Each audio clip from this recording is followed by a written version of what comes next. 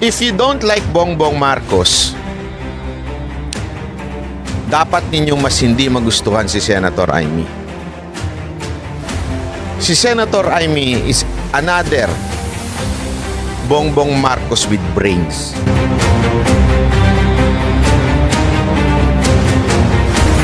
Ito ang Wow Trending. Mayor Baste Duterte hindi na nakapagpigil pa at tuluyan ng ni-real talk si Senador Amy Marcos. Sa post ni Baste sa kanyang Facebook, sinabi niya na, Madam Amy, linawin ko lang kasi ginagamit mo na sa drama mo dyan sa media.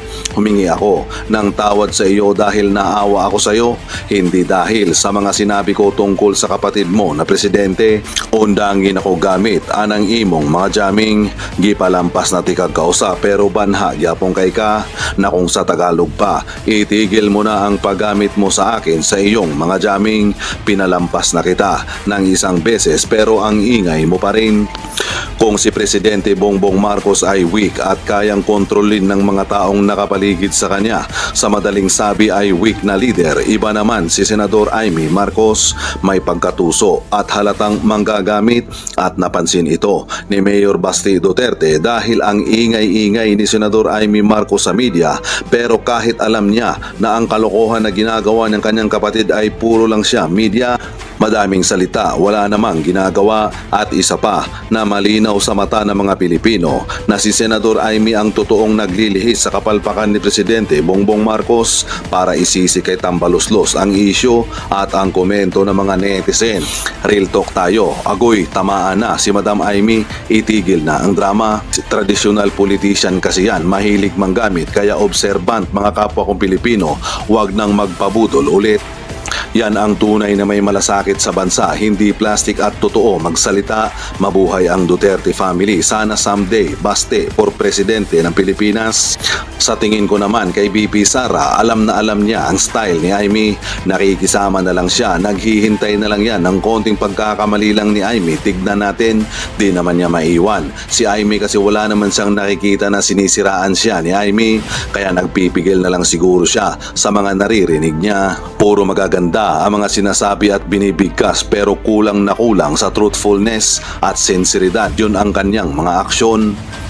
User talaga mga Marcos, wag nang magpabudol ulit ang mga nabudol last time. 101% agree ako dyan, tama si Baste, ang tagal gumalaw niya. Kung gusto niyang tapusin ang problema, itong kapatid niya ang presidente, tama na ang drama, says Mayor Baste. Finally, what took you so long to realize how Amy outsmarted your family? Remember, blood is thicker than water. Ang mga Pilipino, medyo naririndi na sa mga katulad ni Amy. Totoo po, di ba? Medyo tayo mga Pilipino, bullshit na tayo sa mga karakas na katulad ni Senator Amy. Yung puro lang talk dan talk, wala namang gawa. Yun ang totoo, walang biro, ha? O, baka ipagtanggol na naman yan. Easy ka lang, Anarot, nagsisimula ka na naman ng gulo eh. Basta mga babae, ginugulo mo eh. Hindi, alam mo kasi ganito lang Ganito lang ang siste. Ganito lang. Papaliwanag ko lang na maigi sa inyo. Alam nyo, mainit na mainit tong issue na ito. At napilitan ako mag-live ngayon kahit po sa totoo lang, Saturday ngayon medyo panahon ng Netflix ngayon. Ang ganda-ganda pa naman ng mga pinanonood nating Criselda. Oy, hindi ho yun Viva Max Hindi, yun, maganda ho yun. Sabi nga ni, sino ba to? Nung si Narcos. Sabi niya, ito daw ang kinakatakutan niyang babae. Si Criselda. Panoorin niyo sa Netflix yan. Tungkol yan sa mga, sa mga narco, dyan sa Miami. Anyway, ito na nga. Alam mo, paulit-ulit kong pinapaliwanag ho sa inyo ito. Pinapaliwanag ko po sa inyo ito na ito hong si Senator Amy, halatang halata ko na yung galawan nito. Kasi ito yung tipo ng galawan na, alam mo, how do I define Senator Amy? Senator Amy is like her mom, si Imelda Marcos. Oh. Ito makinig kayo mabuti. Makinig kayo mabuti dito sa sasabihin ko. Malupit na malupit to. Kung kayo nagsisi, kayo, hindi kami, kayo lang, mga bobotong tatanga-tanga. Kung kayo nagsisi at binoto nyo si Bongbong Marcos, mag-ingat kayo kay Senator Amy. Si Bongbong Marcos ang tipo ng nadadali siya dahil siya'y mahinang nilalang. Ano ibig sabihin nun? Mabuting tao, kuno, pero siya ho ay sumasama ang gobyerno dahil siya ho ay nakokontrol ng mga taong nasa paligid niya. Yan ho si Bongbong Marcos. If you don't like Bongbong Marcos, dapat ninyong mas hindi magustuhan si Senator Amy. Si Senator Amy is another Bongbong Marcos with brains. Mas tuso ika nga. Mas mahirap po ito. Pag ito ang natungtong sa national government, mas mahirap po itong kalabanin. Bakit to? Kasi mas tuso ho itong alin na to. Mas ito, mas mana ho ito sa nanay niya. Kaya nakakatakot. Anong ibig sabihin nun? Simple lang ho. Ito yung taong marunong maglaro sa politika. Di ba? Ang ginagawa niya ngayon, sa panahon na ito, siya ho ang naglilihis ng tunay na issue. Ang issue ay yung PI. Tama. Pero may mas malalim na issue dyan. Ang tunay na mas malalim na issue dyan ay walang iba na pinababayaan ng ating presidente etong mga nasa paligid niyang gumagahasa ng ating gobyerno. Pinababayaan niya yung mga nakapaligid sa kanya. Ang problema, hindi mo pwedeng gawing rason yun. Ika nga ni Atty. Vic sa amin hindi ho siya excuse. Weakness is not an excuse. Di ba ho? Tama ho yun. Weakness is not an excuse. So ano ibig ho sabihin ito? Simple lang. Weak pa ho ito, ganito na gobyerno. Paano pa ho kaya kung maglagay ka ng isang tuso dyan sa loob ng palasyo na may karakas ng mga Marcos? Yan ho si Senator Amy. Paulit-ulit ko na sinasabi yan, nilalaro lang niya mga Duterte. Mr. President, I hope you're listening. Senator Amy is playing with you, your entire family. But thank God, you have a mayor like Baste. You have a son na katulad ni Baste at ni Pulong na hindi na magpapabudol. Ngayon, maaring sinasabi ng iba, ibig mo ba sabihin, Banat Bay, si Vice President Sara Duterte nagpapabudol kay Senator Amy? Bibitinin ko kayo dyan. Commercial! Joke lang. Hindi, bibitinin ko kayo dyan kasi kailangan mo na malaman ng iba, ng mga hindi ho aware sa social media. Nag-post po kasi si Baste ng message. Kung maaalala ninyo, sinabihan ni Baste si President Marcos na mag-resign ka na kung wala kang pagmamahal sa bayan. Galit na galit siya, di ba? As in, nag-trending mo si Baste. Umaga pa lang nung linggo, itong nakaraang linggo, nag-trending na siya dahil pinagre-resign niya si Marcos. Eto namang si ate, syempre, taga-salo. Hindi totoo, ganun ang ginagawa ni ate, taga-salo siya para malipat yung galit ng tao kay Romualdez at hindi kay Marcos. Taga-salo siya Naturalmente, kapatid mo ililigtas mo. Sinabi niya, nag-sorry na sa akin si Baste.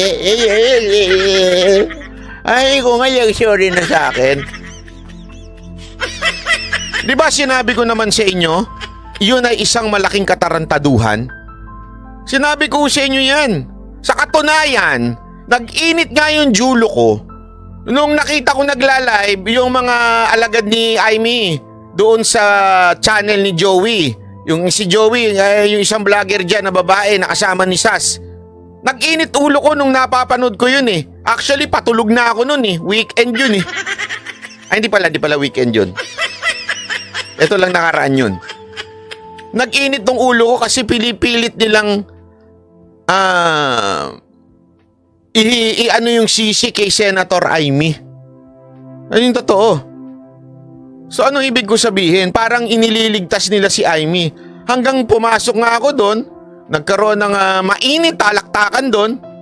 Hanggang kaduluduluhan, medyo noong una umaagree pa sa akin si Joey, yung host nila doon. Pero eventually, nung bandang dulo,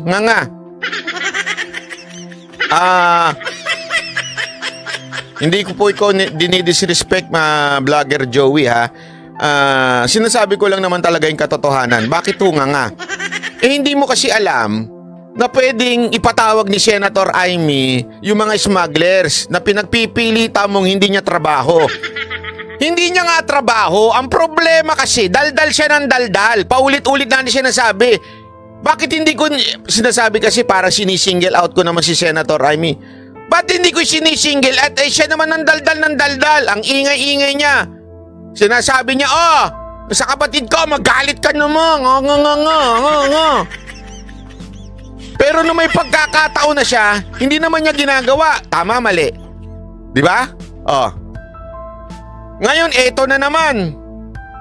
Ginagawa niya, pinahihina ni Senator Amy yung mga sinasabi ng mga anak ni Pangulong Duterte. Sabi ko sa inyo, di ba, binubudol kayo, ayaw maniwala. Doon nga sa lintik na Senate hearing tungkol sa PI, ano nangyari? Walang bago doon. Lahat doon alam na natin. Alam na natin si Romualdez sa may pakana. Alam na natin tuta niya to si Migs Nograles. Alam na natin lahat yan eh. Anong bago doon? May nagawa ba? Wala. Tama, mali.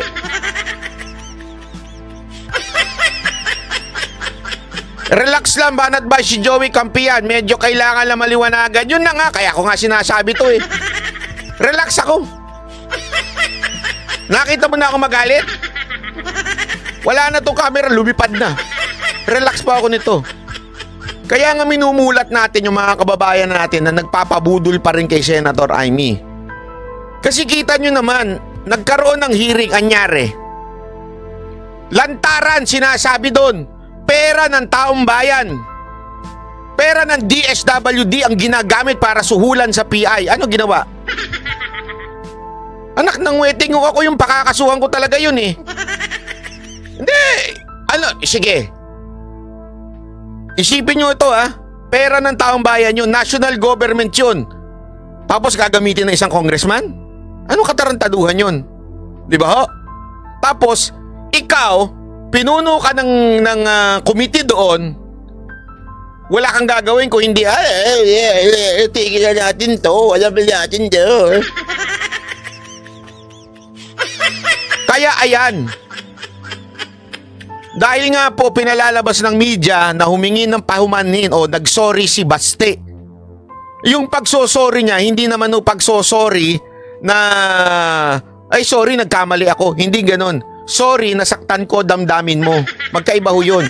Kaya kayo mga may jowa dyan, sisiguraduhin yung sorry ng mga jowa nyo Kasi baka mamaya nakita nyo nakapatong sa iba. Tapos biglang nag-sorry sa inyo. Sorry naman. Alamin nyo kung saan yung sorry. Sorry dahil nagkamali ka at nakapatong ka sa iba? O baka naman sorry dahil nasaktan mo lang damdamin ko at nahuli kita. Magkaiba yun Magkaibang sorry yun.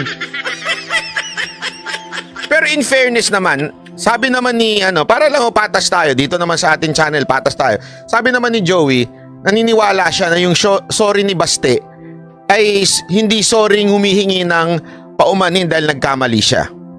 Tama yun. Nagsorry si Baste dahil nasaktan niya on damdamin siguro ni Senator Amy o di kaya ay sorry I have to say this, parang ganon. Sorry I have to say this. Di ba? Ano sabi niya? Madam Amy, linawin ko lang kasi ginagamit mo na sa drama mo yan dyan sa media.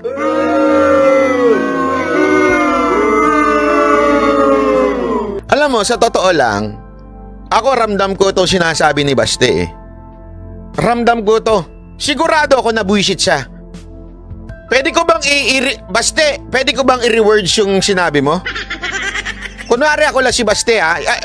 Kasi meron akong meron akong talent in reading the minds of people. Nababasa ko yung sinasabi ni Baste yung nasa utak niya.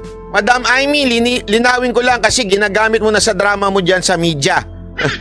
Alam mo, nasa isip siguro nito Baste, tangina naman, private yun, hindi mo kailangan ilabas yun sa media. Private na usapan yun, ipal-ipal ka na naman. Private na usapan nyo na nagsorry ako kasi natamaan kayo. Private yun. Ipal-ipal ka na naman sa media. Yan o, diretsuhan. Humingi ako ng tawad dahil naaawa ako sa'yo. Yun. Hindi dahil sa mga sinabi ko tungkol sa kapatid mo na presidente. Ang linaw po niyan. Ang linaw po niyan. Ibig sabihin po, humingi siya dahil naaawa siya sa inyo dahil, pasensya na. Mahinan nila lang kayo. Hindi dahil nagkamali siya sa sinabi niya sa kapatid. Alam mo yun? Ang linaw niyan. Ito pa matindi. Ito sinabi niya, undangin ko gaman. Naku, patay tayo dyan. Pasensya na po, hindi po ako Bisaya pero alam na, intindihan ko yan. Undangin ko gamit ang imong mga jamming. Ano ang translation niyan? Tinranslate na sa akin ng ng isa kong kaibigan Bisaya na Ilocano. Sandali, basahin ko Basahin ko lang. Ito, sabi niya, ako na magta-translate pag yun ako unahan. Unahan niyo pa talaga ako Ito, sabi niya. Sabi niya, tigilan mo na ang paggamit mo sa akin dyan sa jamming mo. Ano kayong jamming yan? Nagja-jamming siya na. Tigilan mo na ang paggamit sa akin. Ginagamit mo na naman ako Which is, ang totoo niyan, alam mo, kitang-kita ni Baste na ginagamit ni Senator Amy ang mga Duterte. Ano, Senator Amy? Nakatikim ka na real talk, Na-flip top ka ngayon, Di ba? Na-flip top ka. Yan kasi yung problema sa'yo. Minsan walang bumabara sa'yo Alam mo, Baste, at your service ako. Baste, you're the man. Yang ginawa mong yan, pupuntahan kita sa Davao. Yakapin kita. Kaya ako tulak dito pag niyakap ko to. Bayot ka, bay? Bayot ka, bayot ka, bay? Baka pag niyakap mo to si Baste, payakap naman isang beses. Nagpayakap ka kay Thinking Pinoy Hindi, nasabi niya, tigilan mo ang paggamit mo sa akin dyan sa jamming mo. Pinapalampas na kita once pero napakaingay mo pa rin. Kasi yun naman talaga totoo. Alam mo, Senator Amy, palit na lang tayo. Sige na. Ikaw na lang dito mag-vlog, ako na lang maging senador. Ang ingay mo yung totoo. Hindi bagay sa pagiging senador mo. Palit na lang tayo. Ako na lang. Kasi pag ako napunta dyan, patatawag ko talaga yung mga dapat ipatawag at pakakasuhan ko yung dapat pakasuhan. Mas maingay ka pa sa aming mga vlogger Pambihira ka naman. Iwan mo na lang doon sa mga vlogger mo. Nandiyan naman si Joey. Bira, Joey. Nandiyan naman si... Huwag na natin pag-usapan yun. Fly! Lika Sel, salamat po. Hindi, alam mo, grabe hanga ko dito sa, alam mo, Baste, Mayor, sana mapanood mo ito at saka minsan sana jamming tayo. Jamming talaga Ano bang mixture mo diyan? Ano bang mo diyan, ang chemical mo? I mean, yung inumin ang usapan dito inumin. Hindi, inom tayo minsan. Sabi mo lang anytime punta ako diyan. Inuman tayo, magkita naman tayo. Kung meron man nanonood dito na kaibigan ni Mayor Baste, mawalang galang na po, baka pwedeng Hindi, gusto ko makausap tumaman to. Napaka ang ganda ng puso. Alam mo kasi, Mayor Baste, kung hindi mo natatanong, siguro nakailang beses na rin po akong nakasama ko inyong Pangulo, ang inyong tatay. Maging sa eleksyon noong 2015-16, talaga lahat ng campaign ng iyong tatay, ang Mocha Girls na hinahawakan kong artist, nakasama namin siya. Kaya nga ho, kabisado ko ho yung